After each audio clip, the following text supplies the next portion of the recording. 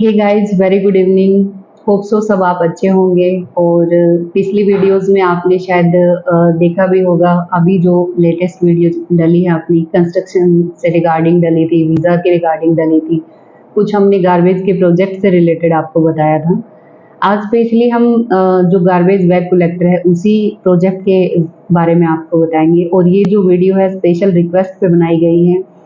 बहुत सारे मेरे कैंडिडेट थे जिनका ऑलरेडी अप्लाइड था और किसी का सबमिशन हो चुके थे और कुछ के पेंडिंग थे परमिट, तो उन और कुछ और भी थे जो मेरे से अप्लाइड या फिर क्यू वीज़ा कंसल्टेंसी में अप्लाइड नहीं थे, बट ये प्रोजेक्ट उनको भी किसी के थ्रू मिला या कैसे भी मिला, तो उन एक कलेक्शन के साथ एक रिक्वेस्ट बेसिस के साथ ये वीडियो बनी है। क्योंकि क्लाइंट्स ने स्पेशली बोला है कि मैम जब कोई आगे से रन करता है यानी कि भाग जाता है, प्रॉपर उस कंट्री में एंट्री लेने से पहले ही अगर वो चले जाते हैं तो उसकी वजह से क्या-क्या प्रॉब्लम्स फेस करनी पड़ती है पीछे। तो उसी पर्पज़ के तहत हमने ये वीडियो बनाई है कि जैसे ये एक पूरा कंप्लीट बहुत बड़ा प्रोजेक्ट था, इसमें बहुत सारी फाइलें रन हो रही थी। ऑलमोस्ट एजेंसी की बात करें तो लगभग 3 एजेंसी के अंदर ये प्रोजेक्ट आया हुआ था और अभी तो फिलहाल सब जगह फैल चुका है ऑलरेडी, लेकिन स्टार्टिंग 3 एजेंसी से हुई थी इंडिया में स्पेशली, और हम इसको रन कर रहे थे।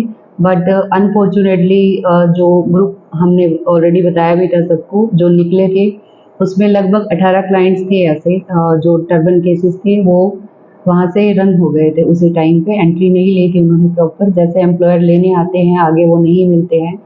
तो इन सब वजह से एक मैशअप इतना ज़्यादा हुआ, इतना ज़्यादा क्लाइंट्स के लिए लगा लो, एम्प्लॉयर्स के लिए लगा लो, आगे जो एम्प्लॉयर थे उनके लिए, मतलब इतनी प्रॉब्लम क्रिएट करता गया कि फाइनली उनको ये प्रोजेक्ट ही पूरा होल्ड पे डालना पड़ा, जिसकी वजह से सबको ही प्रॉब्लम आई।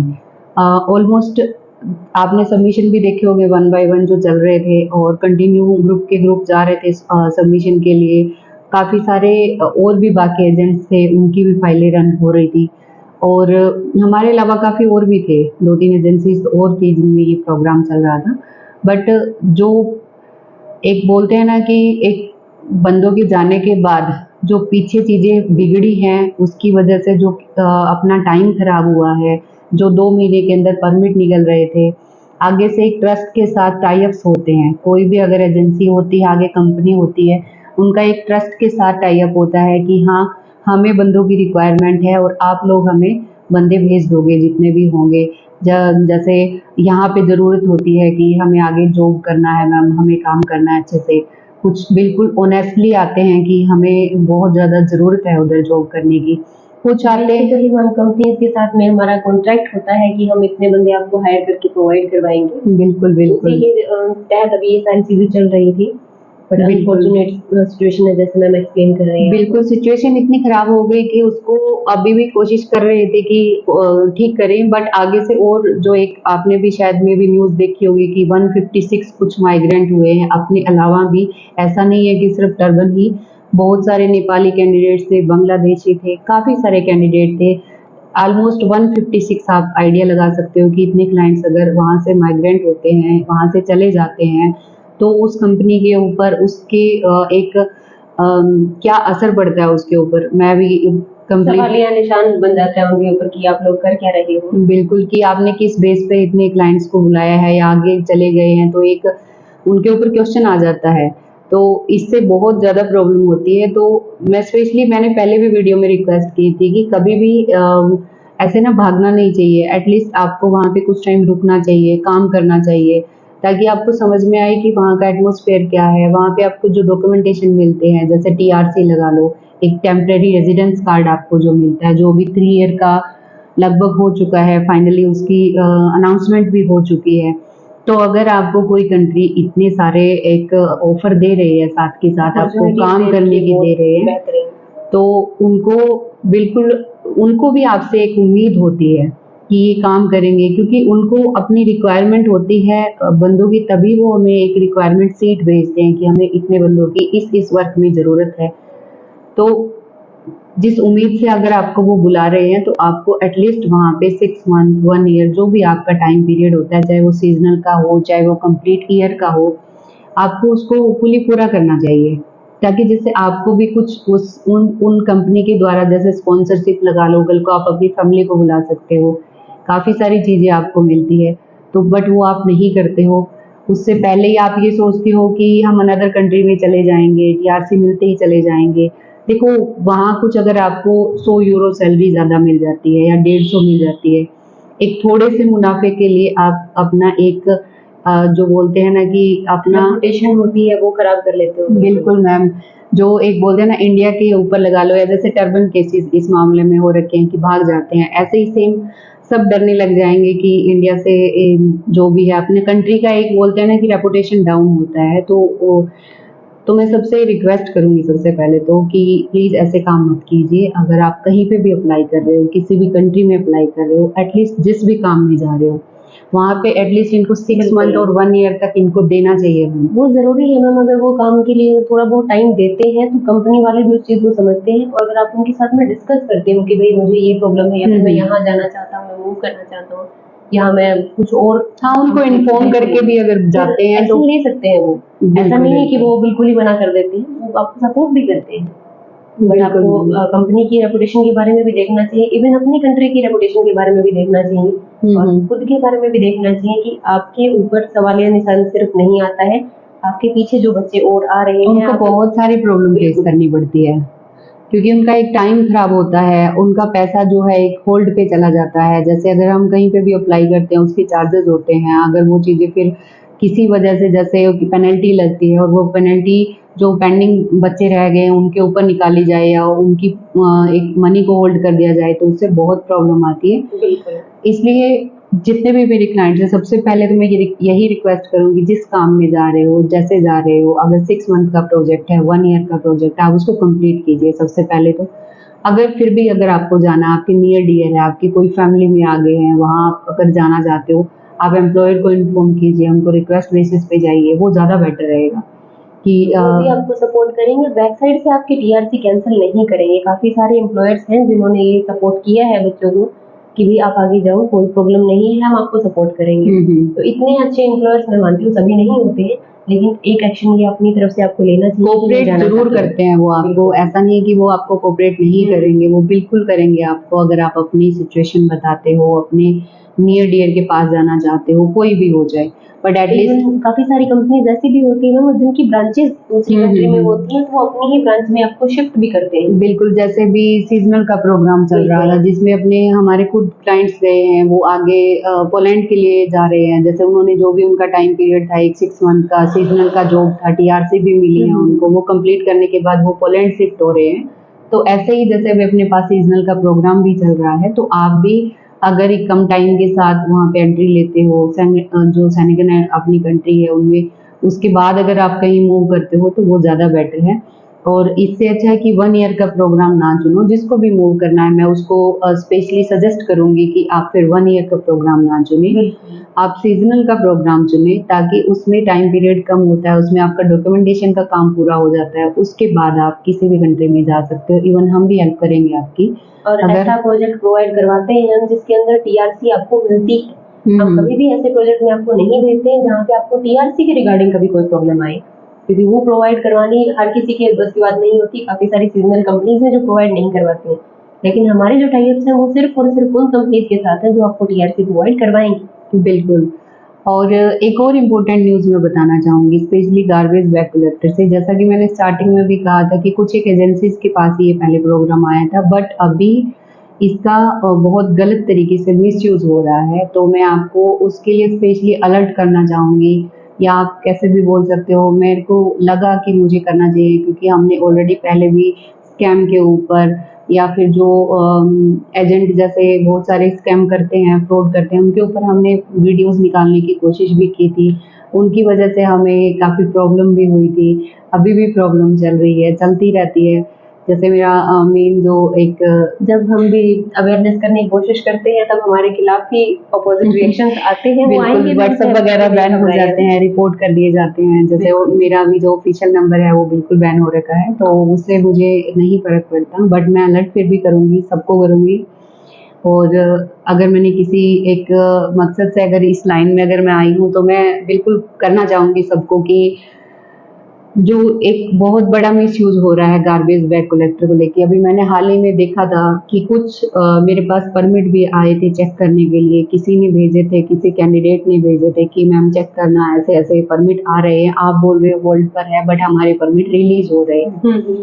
तो ये एक बहुत बड़ा क्वेश्चन है, सबके माइंड में होता है कि क्या हम एक्सक्यूजेस दे रहे हैं कि वो होल्ड पर है, वो रिलीज या हम नहीं कर रहे हैं हमारी साइड से। ऐसा नहीं है, वो रिलीज नहीं हो रहे हैं, वो एक तरह से कॉपी पेस्ट हो रहे हैं। तो स्पेशली मैं सबको ये बोलूँगी, अगर उन कॉपी पेस्ट के ऊपर अगर आपका सबमिशन किया करवाया जा रहा है तो वो बहुत बहुत ज़्यादा गलत है। आपको वो सबमिशन नहीं करवाने चाहिए। और अगर गार्बेज बैग कलेक्टर से रिलेटेड आपके पास कोई भी परमिट आता है तो आप first of all EU visa consultancy के पास फ्रीली भेज सकते हो, चेक करवा सकते हो। हम सबमिशन से पहले आपको प्रॉपर गाइड कर देंगे कि आपको सबमिशन करवाना चाहिए कि नहीं करवाना चाहिए। क्योंकि जो एक 2-3 ये लगा लो गिने चुने एजेंसीज के पास जो प्रोजेक्ट आया था 100% श्योरिटी के साथ चीज़ें चल रही थी, हमने भी वीडियोस डाली थी, वीज़ा भी शो किए थे, दिखाए थे, बंदे भी गए थे, बट उसके बाद वो चीज़ें एकदम से रुक गई है। तो उनका मिसयूज इस वे में हो रहा है कि हमारे पास ये प्रोजेक्ट है, काफ़ी सारे एजेंट बोलते हैं हम करके देते हैं, ये है वो है, या जो भी चीज़ें बोली गई थी उनको लेके एक बहुत बड़ा मतलब स्कैम चल रहा है। तो मैं सबको बोलूँगी ये चीज़, अगर आपके पास गार्बेज बैग कलेक्टर से रिलेटेड कोई भी अगर एजेंसी आपको परमिट दे रही है, आप उस बेसिस पे सबमिशन करवा रहे हो, तो प्लीज एक बार रुकिए, चेक करवाइए, उसके बाद ही प्रोसीड कीजिए। बिल्कुल हमें हमारे पास में परमिट्स आए हुए हैं लेकिन हमने सबमिशन नहीं करवाया है। उसके पीछे का मेन रीजन ही यही है कि भाई अगर कंपनी ने आगे से मना कर दिया है, रोक दिया है, होल्ड कर दी है चीजें, तो इस चीज का रिस्क कभी नहीं लेना चाहिए, क्योंकि उसकी वजह से बच्चों को बहुत ज्यादा प्रॉब्लम होती है। क्योंकि जितने परमिट आ रहे हैं अभी चेक करवाने के लिए कि मैम देखो आ रहे हैं हमारे, तो वो हमें पता है कि कहाँ से कैसे आ रहे हैं, वो कॉपी पेस्ट हो रहे हैं। उस बेसिस पे अगर आप अपनी फाइल खराब करना चाहते हो, एक रिफ्यूजल लेना चाहते हो, तो वो आपके लिए बहुत ज़्यादा आगे के लिए लगा लो आपको सेनेगल में एंट्री ही रोक देगा। क्योंकि रिफ्यूजल आने के बाद आपको भी पता है कूलिंग टाइम पीरियड होता है जो आपको निकालना पड़ता है, और वो आपकी फाइल ऑलमोस्ट 1 साल पे चली जाएगी। तो जितने भी मेरे क्लाइंट्स हैं जो हमसे रिलेटेड मतलब हमारे साथ कनेक्टेड नहीं हैं, बट उन्होंने अपनी फाइल अप्लाई कर रखी है इस प्रोजेक्ट में, अगर वो आपको परमिट दे रहे हैं तो एक बार पहले चेक ज़रूर कीजिए। और क्योंकि वो नहीं रिलीज़ कर रहे हैं उधर से, मैं क्लियर आपको बोल रही हूँ फिर से। फिर भी अगर आपको कोई डाउट आ रहा है और आपका सबमिशन हो चुका है, कुछ क्लाइंट्स का सबमिशन भी हो चुका है हमारे रोकने के बावजूद कि मत करवाइए, बट अनफॉर्चुनेटली लगा लो कैसे भी वो उनको थोड़ा सा है किसी भी तरह से मान लो कि उनका करवा दिया गया है या फिर उन्होंने करवा लिया है, कुछ हो सकता है इस चीज को। बिल्कुल। तो ये जो स्कैम चल रहे हैं थोड़ा सा इनसे अलर्ट रहिए आप। और मैं बाकी सबको बोलना चाहूँगी कि आप टेंशन मत लीजिए, जितनी अपने पास फाइलें चल रही थी उनके लिए हमने ऑलरेडी जो अल्टरनेट थे वो निकाल दिए हैं, जो सॉल्यूशन दे सकते थे वो निकाल दिए हैं। जैसे कुछ बच्चे हमारे जीजू भी चले गए हैं, जो एक बहुत बढ़िया प्रोग्राम है जीजू आइलैंड का, उसमें आपका टाइम भी कम लगता है। और एक चीज़ और बोलना चाहूँगी मैं यहाँ पे, जीजू की बात आई है तो मोस्ट ऑफ क्लाइंट्स डरते हैं असाइलम नाम लेते ही। असाइलम बुरी चीज़ नहीं होती है। आपको ये लगता है कि आपकी जो एक नागरिकता है इंडिया की वो आपकी चली जाएगी अगर आप अनदर कंट्री के अंदर असाइलम अप्लाई करते हो, तो ऐसा कुछ भी नहीं है। अगर कैंडिडेट विजिटर वीज़ा पे लगा लो या फिर यूएस से लगा लो या कहीं पे भी अगर जा रहे हैं वहाँ पे भी मैम असाइलम ही डालते हैं।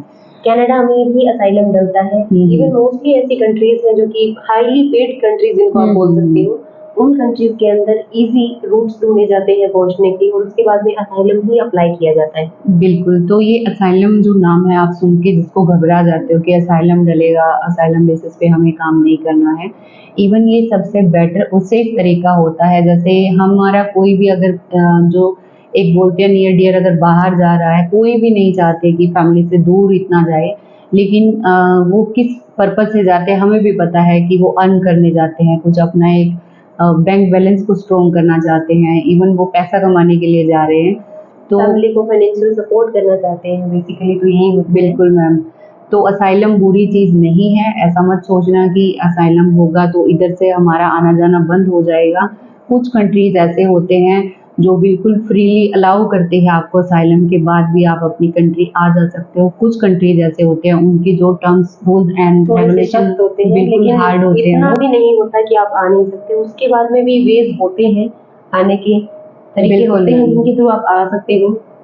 तो अभी यहाँ पे क्योंकि वीडियो काफी क्या सारे क्लाइंट्स ने ये क्वेश्चन भी किया था जीजू से रिलेटेड, जब अपनी वो चल रहा था प्रोजेक्ट जिसमें ग्रुप भी जा रहे थे, वो बोल रहे बिल्कुल थे मैम। कि असाइलम डलेगा मैम, असाइलम कहीं आगे काम मिले ना मिले, तो वो सब सेटलमेंट हम बिल्कुल करवा के देते हैं, आपको प्रॉब्लम इवन नहीं आती है। खुद ऋतु मैम ने अपने 2 भाइयों को भेजा है, अगर इतना ही खतरा होता तो घर वालों के ऊपर कोई रिस्क नहीं लेता है, आपको भी पता है। बिल्कुल बिल्कुल। तो सबको मैं बोलना चाहूँगी, वो तो चलो एक अपना अलग मैटर है जो भी है, बट मैं सबको ही बोलना चाहूँगी कि असाइलम बुरी चीज़ नहीं होती है। असाइलम के थ्रू सारे काम करते हैं, चाहे वो यूएसए डोंकी करके जा रहे हैं, चाहे वो आपका डायरेक्ट जा रहे हैं या वर्क पे जा रहे हैं, विजिट पे जा रहे हैं, विजिट टू वर्क पे जा रहे हैं, तो उनको भी असाइलम लेके ही वो अपना काम स्टार्ट करते हैं।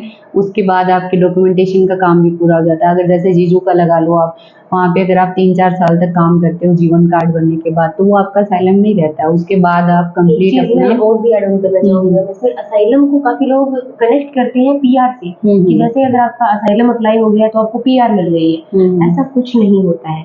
आपको असाइलम मिला है, असाइलम कार्ड मिला है, उस कंट्री की जो कुछ रूल्स होते हैं, जैसे इंडिया में होता है कि 5 ईयर्स तक आपको यहाँ पे स्टे करना पड़ेगा, या फिर इतने टाइम तक यहाँ पे स्टे करना पड़ेगा, यहाँ पे ये करना पड़ेगा, टैक्स भरने पड़ेंगे, वो सभी के ऊपर लागू होते हैं। जब तक आपको वो टर्म, वो टाइम, वो पीरियड्स वो खत्म नहीं होते हैं, तब तक आप वहाँ पे असाइलम कार्ड के ऊपर काम कर रहे हो, आपको पीआर नहीं मिली है। बिल्कुल पीआर मिलती है तभी आपको वहाँ की कंट्री का पासपोर्ट मिलता है। जब पासपोर्ट बनता है तभी आपकी एक कंट्री की नागरिकता जाती है और दूसरी कंट्री की आपको मिलती है। जैसे जीजू का प्रोग्राम है आपका, अगर जैसे वहाँ पे आप काम कर रहे हो, उसके बाद आप अगर मान लो साउथ कोरिया मूव हो जाते हो 2-3 साल काम करने के बाद, वहाँ से आप परमिट इशू करवा लेते हो या 5 से 7 साल तक आप काम करते हो उधर, तो आप एलिजिबल हो जाते हो पीआर के लिए। तो असाइलम के बाद भी आप, ऐसा नहीं है कि पीआर के लिए एलिजिबल नहीं हो, कंप्लीट डॉक्यूमेंटेशन के बाद आप अपनी पीआर ले सकते हो। तो बिल्कुल भी मत डरिए। अगर मैं क्रोशिया और जीजू की भी कंपैरिजन करती हूँ तो मैं जीजू को ही बेस्ट बताऊँगी, क्योंकि एक तो जल्दी काम हो रहा है, आपका सैलरी जो बहुत अर्निंग पहले से काफी बेटर है, इवन ऑलमोस्ट डबल ही हो जाती है। बिल्कुल, और वहाँ पे काम की भी कमी नहीं है। हाँ, इसमें आपका जो क्रोशिया के लिए टाइम पीरियड लंबा है, उसके लिए अगर जो वेट कर सकता है, वो वेट कीजिए, बिल्कुल कोई प्रॉब्लम नहीं है, अच्छा है, ये भी बहुत अच्छा है। लेकिन अगर जो वेट नहीं कर सकता, जिसका फाइनेंशियली प्रॉब्लम है, फैमिली इश्यूज़ हैं काफ़ी सारे, तो वो मैं उनको सजेस्ट करूँगी जीजू के लिए। और बाकी अभी फिर से मैं लास्ट में वही बोलना चाहूँगी कि कुछ भी आप अगर गारबेज से रिलेटेड सबमिशन वगैरह करवाते हो तो एक बार हमें कॉन्टैक्ट ज़रूर कीजिएगा, ताकि हम आपको प्रॉपर गाइड कर सकें। और इसके अलावा मैम कुछ रहता है तो प्लीज़। मैं यही बोलना चाहूंगी कि हम वीडियोस जो बनाते हैं, स्पेशली एक्सपोजर को लेकर, स्कैम को लेकर, वो सिर्फ इसी पर्पज से बनाई जाती है ताकि लोगों के अंदर अवेयरनेस लाई जा सके। और उसकी वजह से हमें बहुत प्रॉब्लम फेस करनी पड़ती है, क्योंकि हम ओपनली आपको ये सारी चीज़ें बताते हैं और आपको भी पता है, जब हम ओपनली बताते हैं तो काफी सारे लोगों को दिक्कतें होती हैं। बिल्कुल, तो वो भी होती है और हमें ज़्यादा होती है। तो अगर हम किसी मकसद से अगर आपको अलर्ट कर रहे हैं, ओपनली अगर वीडियो बना रहे हैं, तो आप हमें सपोर्ट कीजिए। आप उनसे हम गलत चाहते हैं बिल्कुल गलत होने से बचिए अपने साथ, चाहे इधर मत आइए, लेकिन आप अपना एक मिसयूज़ अगर आपका भी हो रहा है तो उस चीज़ से बचिए आप, मैं आपको बोलना सिर्फ चाहूँगी। इसके अंदर टाइम का ही मिसयूज नहीं होता है मैम, इसके साथ में क्योंकि टाइम होती है, मनी होती है, इंसान की इमोशंस भी होते हैं, बहुत सारी चीजें इंक्लूड होती हैं जब कोई बच्चा अगर वीजा के लिए अप्लाई करता है। बिल्कुल मैम, और अगर ये प्रोजेक्ट अगर सक्सेसफुली निकल जाता तो बहुत बहुत अच्छा था, बट अनफॉर्चुनेटली इन सब वजह से जो भी चीज़ें अटकी है, ख़राब हुई है, तो उस वजह से ये चीज़ें रुकी है। अदरवाइज़ ये प्रोजेक्ट बुरा नहीं था, इसके अंदर काफ़ी सारा आपको फैसिलिटीज़ मिल रही थी, एम्प्लॉयर की साइड से मिल रही थी, एक जेन्युइन बजट के अंदर था, बट नहीं हुआ। तो अभी आप इस चीज़ के लिए टेंशन मत लीजिए, अल्टरनेट बिल्कुल निकाल दिए गए हैं, काफ़ी और वैकेंसीज़ आ गई है, उनमें आपको अप्लाई करेंगे, इवन काफ़ी बेनिफिट्स आपको मिलेंगे जो अनदर आई है। नेक्स्ट वीडियो में हम आपको बताएँगे कि जो बाकी वैकेंसीज़ अभी आई है, जो हम कन्वर्ट करेंगे जैसे गार्बेज से अगर उनको, क्योंकि काफ़ी क्लाइंट अभी उन चीज़ों से उभर नहीं पाए हैं, मैं समझ सकती हूँ बिल्कुल। और बट टेंशन मत लीजिए, बोलते हैं ना कि अगर कुछ बुरा हुआ है तो वो अच्छा लेकर दोबारा आएगा। चीज़ें अगर कुछ भी होता है तो अच्छे के लिए होता है तो बिल्कुल जो भी होता है वो अच्छे के लिए होता है, कि शायद ये चीज़ें अगर रुकी है किसी वजह से, या हो सकता है आपको कुछ अनदर बेनिफिट्स के साथ दोबारा मिलेगी। तो बाकी हमारे साथ कनेक्टेड रहिए। कुछ प्रॉब्लम आपको आती है तो आप हमसे पूछ सकते हो, कंसल्ट कर सकते हो। और सोनू सर के लिए एक स्पेशल बोला गया था किसी ने, तो मैं स्पेशली बोलूँगी कि जब कंटिन्यूअसली अगर कोई फ़ोन करके सिर्फ पूछता रहता है ये कंट्री, वो कंट्री, ये कंट्री, तो इंसान इरिटेट हो जाता है थोड़ा सा। हर इंसान की एक लिमिट होती है। बिल्कुल, तो उस वजह से कुछ क्लाइंट्स ऐसे हैं, कैंडिडेट्स ऐसे हैं, या यूँ लगा लो इंक्वायरी ऐसे हैं, तो थोड़ा सा कंप्लेन करते हैं, तो वो भी कंटिन्यूअसली अगर आपको एक दिन के अंदर अगर 160 प्लस कॉल जा रही है तो आप समझ सकते हो। तो प्रॉपर जो जेन्युइन इंक्वायरी है, प्लीज़ वो जेन्युइन तरीके से पूछिए, सिर्फ एक सर्विस चार्ज पूछ के इरिटेट ना कीजिए। अगर आपको सर्विस चार्जेस ही जाननी है तो हमने उसके लिए स्पेशली चैनल बना रखा है, आप उसको ज्वाइन कीजिए। जितनी बार चाहिए और जिस वैकेंसी के बारे में, जिस कंट्री के बारे में जानना चाहते हो, वो पूरी डिटेल्स हमने अपलोड की। बिल्कुल, तो प्रॉपर अगर आपको गाइडेंस चाहिए, अगर आप बिल्कुल अच्छा सजेशन चाहते हैं, तो एक जेन्युइन इंक्वायरी की तरह कॉल कीजिए। आपको बिल्कुल सोनू सर बहुत अच्छे से सजेस्ट करेंगे, आपको अच्छे से बताएंगे। और फिलहाल के लिए हम अभी सबसे अलविदा लेना चाहेंगे। काफ़ी लंबी वीडियो हो गई है फिर से। बिल्कुल, तो जो सब्सक्राइब नहीं कर रहे हैं वो सब्सक्राइब कीजिए, शेयर कीजिए, कमेंट कीजिए, जितना हो सके हमें सपोर्ट कीजिए, क्योंकि आपके सपोर्ट की हमें बहुत ज़्यादा ज़रूरत है। Thank you so much.